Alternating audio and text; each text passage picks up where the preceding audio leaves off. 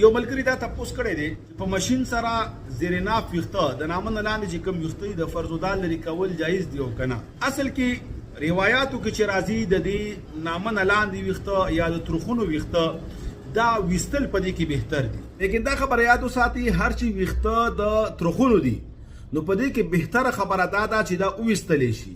او په حدیث کې د ویستلو حکم راغلی دی. امام شافعی علیه رحمت یو مقام کې لیکي چې ویستل بهتر دی، لیکن زه نشم برداشت کولی، زه خپل ویخته نشم ویستلی. او